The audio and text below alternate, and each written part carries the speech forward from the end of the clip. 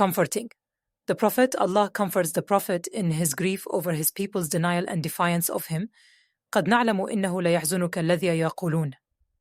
Meaning, we know about their denial of you and your sadness and sorrow for them. Allah said in other ayat, فَلَا تَذْهَبْ نَفْسُكَ عَلَيْهِمْ حَسَرَتْ 35 ليا أن لعلك باخع نفسك ألا لا يكونوا مؤمنين 26 3 أن فلعلك باخع نفسك على آثارهم إن لم يؤمنوا بهذا الحديث أسفا because they believe not in this narration. 6 Allah's statement فإنهم لا يكذبونك ولكن الظالمين بآيات الله يجحدون means they do not accuse you of being a liar ولكن الظالمين بآيات الله يجحدون. It is only the truth that they reject and refuse.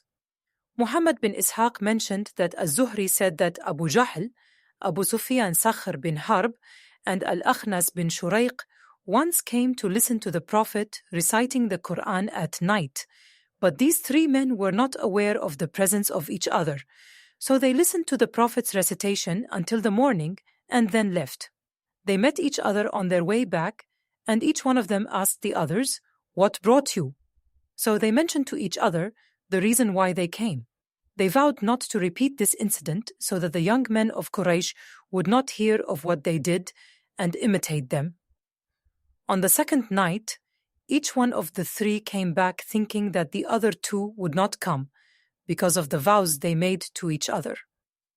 In the morning, they again met each other on their way back and criticized each other, vowing not to repeat what they did.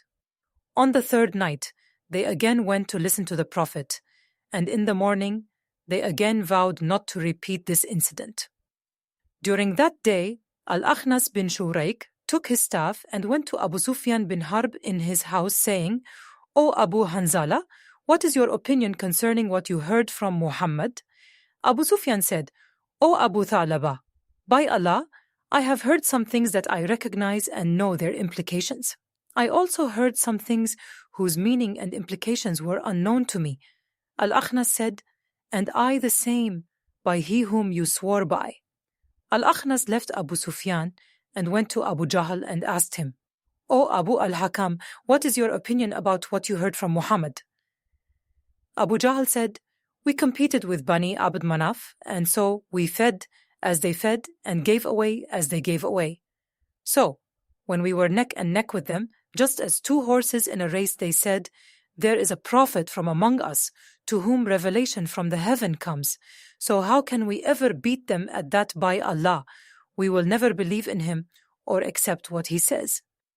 This is when Al-Akhnas left Abu Jahl and went away. Allah's statement, وَلَقَدْ كُذِّبَتْ رُسُلٌ مِّن قَبْلِكَ فَصَبَرُوا عَلَى مَا كُذِّبُوا وَأُوذُوا حَتَّى أَتَاهُمْ نَصْرُنَا.